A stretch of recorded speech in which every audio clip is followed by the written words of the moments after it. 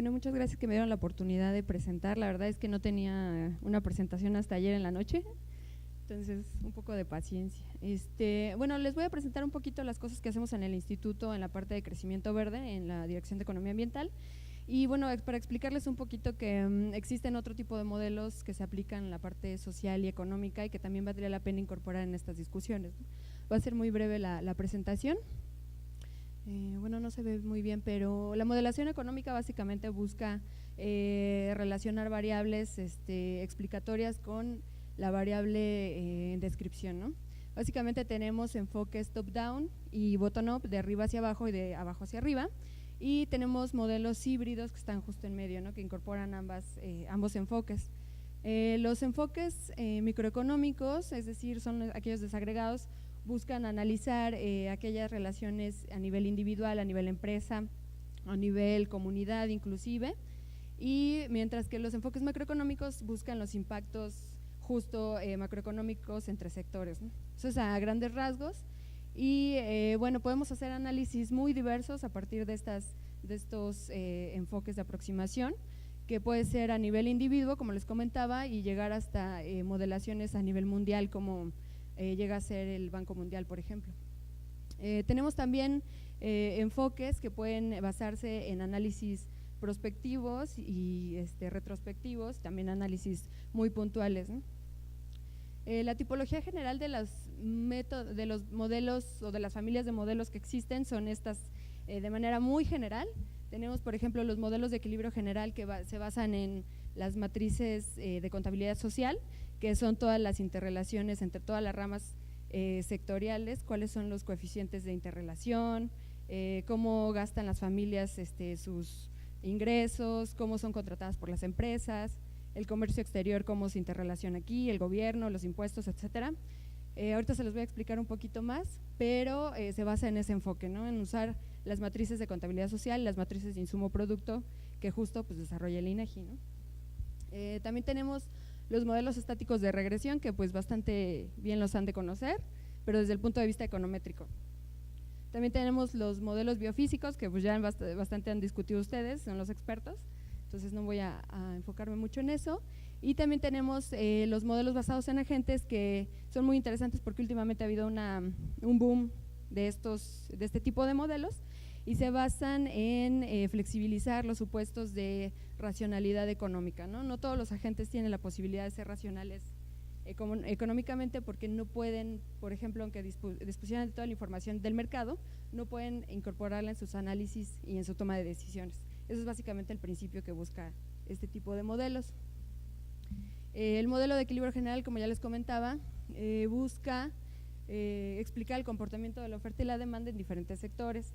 La idea del equilibrio general es encontrar precios y cantidades que pongan en equilibrio todos los mercados, el mercado de trabajo, el mercado de bienes y bueno, el mercado de bienes y servicios en general. Entonces aquí vemos una representación muy simple del tipo de interrelaciones sociales que buscamos modelar con esto. Los principios en general ¿tiene la apuntado? Así que está. El principio del modelo de equilibrio general y el equilibrio parcial es que los consumidores van a buscar maximizar su utilidad a partir de una restricción presupuestaria, que es su salario, básicamente todos los ingresos que puedan tener. Los productores, por su parte, también es maximizar su utilidad a través de esta función perdón, es que acabo de comer, a partir de esta función de producción y la restricción presupuestaria, ¿no? Que se limita a las cantidades que la demanda le determine. El equilibrio pues obviamente entre ambos agentes y por ejemplo esta es una ecuación en donde incorporamos al sector gobierno como generador de tasas impositivas, pero estas funciones pueden irse adaptando dependiendo de las variables o los análisis que vayamos a desarrollar. Parte de los resultados son encontrar los precios y cantidades de equilibrio. Bueno, eso que tiene que ver con el ambiente, ahorita les vamos a explicar. El otro modelo de agentes era el que les comentaba, que es mucho más flexible, no es tan riguroso y flexibiliza los supuestos de la economía neoclásica, ¿no? En este caso, pues no necesariamente llegan a un equilibrio los agentes, cada uno de los agentes son autónomos, entonces se introduce una función de comportamiento independiente dependiendo de cómo lo estamos observando en la realidad. Por ejemplo, los agentes rurales son heterogéneos entre sí mismos y son diferentes con respecto a los agentes de las ciudades, ¿no? Entonces, eso se puede modelar. De hecho, tenemos un modelo ahí en el Instituto de Agentes Rurales. Bueno, también los agregados, no pronostica comportamientos agregados, y el tema aquí es que es difícil de validarlo, ¿no? No existe una prueba de hipótesis como tal que valide este tipo de modelos, pero sí se puede hacer el análisis contrafactual que platicábamos ayer. Bueno, aquí podemos modelar algunos impactos o choques exógenos que podrían ser variaciones en el clima, variaciones en la estructura económica, por ejemplo una crisis económica externa, o también instrumentos económicos o instrumentos de comando y control. Uno de los instrumentos más eficientes que hemos tenido en México, económicos, es el pago por servicios ambientales. También se puede modelar, ¿no? Y se puede ver cómo pueden interactuar estos agentes y qué efectos tienen en variables importantes para la economía. Por ejemplo, cómo varían los precios, el nivel de producción y cómo esto se puede aterrizar en el tema de las emisiones, que es prácticamente pues con el factor de emisión que ya hemos desarrollado. Las escalas de análisis pueden ser a nivel estatal, regional y país, o a nivel individual, como ya les había platicado, y se pueden modelar diferentes mercados, como el agropecuario, el de AFOLU, que es más como integral, o el de USCUS.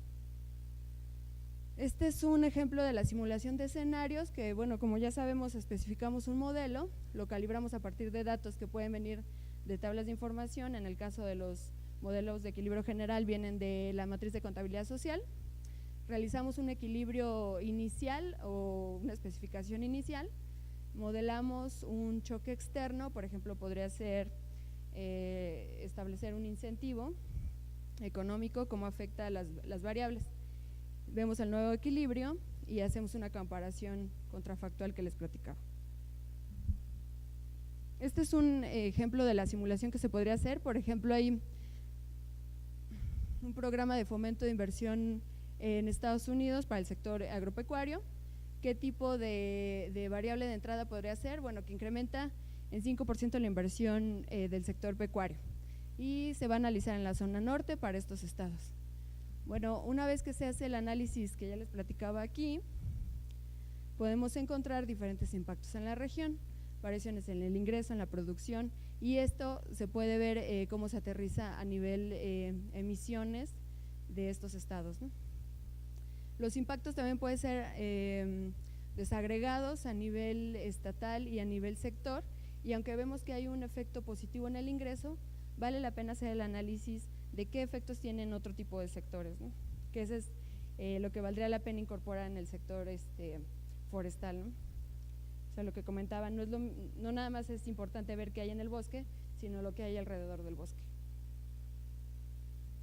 Bueno, en el 2017 desarrollamos un par de estudios chiquitos sobre qué tipos de enfoques metodológicos podríamos adoptar para modelar las emisiones y la actividad económica tanto del sector agropecuario como el sector USCUS en México. Y la idea sería seleccionar pues el enfoque más apropiado. Hicimos un proceso de selección de estos modelos a través de entrevistas a expertos y un análisis multicriterio de diferentes variables que tendrían que tomarse en cuenta, o características o propiedades de los modelos.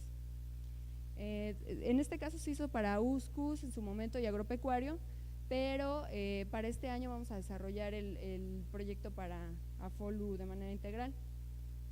Este es el análisis multicriterio, que en realidad es una revisión, es un metaanálisis prácticamente de los modelos existentes en México que se han aplicado, y se realizó una ponderación con base en diferentes criterios. Lo más importante que se analizó fue cómo se vincula la producción con gases de efecto invernadero, si está validado a nivel internacional o por instituciones sean relevantes, y que sea adaptado para México y que esté disponible el código para el mismo. Entonces detectamos que los modelos basados en agentes son los que tienen mejor evaluación para el sector agropecuario. En general, esta es los resultados de la matriz, Y lo que detectamos es pues eso, básicamente que tiene mayores ventajas con respecto a las desventajas que presentan el resto de los modelos. Por ejemplo, el modelo de equilibrio general pues es bastante rígido y presenta problemas para incorporar escenarios más flexibles. Para el sector USCUS hicimos el mismo análisis, hicimos el análisis de estos diferentes modelos que ya se han aplicado para México y a nivel internacional y realizamos la ponderación de estos criterios. Aquí lo que encontramos es que el modelo de equilibrio general es mucho más apropiado porque permite modelar las relaciones de comercio internacional que tiene el sector en México. Aquí el problema es que bueno, el modelo que salió con mejor ponderación tiene un problema de código porque no es abierto. Entonces tenemos este dilema de que tenemos un modelo de agentes bastante robusto que se puede aplicar para el sector agropecuario y por el otro lado tenemos un modelo de equilibrio general que podemos aplicar para USCUS, pero no tenemos el código, ¿no? Entonces en eso estamos ahorita. Los siguientes pasos es bueno, ya hacer la integración de ambos sectores con base en las directrices del IPCC y desarrollar el modelo económico para este año. La idea sería identificar cuáles son las variables económicas de impulso que determinan el desempeño económico y de emisiones del sector. Y bueno, también crear capacidades a nivel interno del INEC, dado los cambios tan fuertes que ha habido de personal. Aquí hay un par de links donde están los estudios mucho más desarrollados. Bueno, este es otro modelo, por decirlo así, que tenemos desarrollado ya en el instituto, que es el índice de presión económica. Busca determinar cuáles son las variables económicas que determinan el riesgo de deforestación en México. Este instrumento es muy importante porque se utiliza como uno de los criterios específicos para el pago por servicios ambientales y trabajamos pues obviamente muy de cerca con CONAFOR para darle estos insumos. El tema aquí sería actualizar estas variables durante este año y robustecer qué otro tipo de funciones se podrían desarrollar, la forma funcional y qué nuevas variables se pueden incorporar. Por ejemplo, en precio de ganado y maíz, pues se pueden incorporar nuevos productos y se puede actualizar el rendimiento del maíz, entre otras variables. Bueno, básicamente eso es lo que estamos haciendo y también tenemos un estudio de valoración económica de servicios ecosistémicos en la cuenca de Puerto Vallarta y la idea es determinar cuál es el valor económico de estos servicios ecosistémicos a fin de establecer un posible esquema de pago por servicios ambientales concurrentes con pues los usuarios de los servicios, que son pues básicamente el sector turismo. También tenemos un metaanálisis de estudios de valoración económica de servicios ambientales. La idea es determinar cuáles son las ventanas de oportunidad de los estudios que se han desarrollado, cuáles son los valores promedio de los ecosistemas en México en términos económicos y qué tipo de variables vale la pena incorporar en los análisis a nivel de estudios de ecosistema, ¿no? Desde el punto de vista económico y social. Entonces les estaremos compartiendo los resultados cuando los tengamos. También tenemos obviamente el componente de la sexta comunicación de cambio climático y ahí estamos abordando todos los instrumentos económicos que se pueden desarrollar para el cambio de las decisiones de los agentes en el sentido de mitigación y adaptación. Pero bueno, ya les estaremos compartiendo estos resultados, salen en septiembre. Y bueno, también quería dejarles esta lámina que es diferentes metodologías de valoración económica de servicios ecosistémicos. Vale la pena que se incorpore el componente económico para hacer un efecto más fuerte en la transmisión de los resultados que ustedes puedan tener, ¿no? a nivel de estudios de ecosistema. Y bueno, por mi parte sería todo y se los agradezco. Si tienen dudas, pues lo platicamos. Gracias.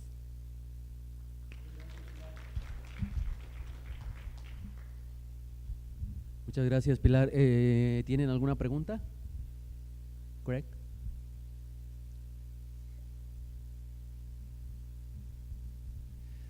Muchas gracias por tu presentación. No sé mucho de eso, pero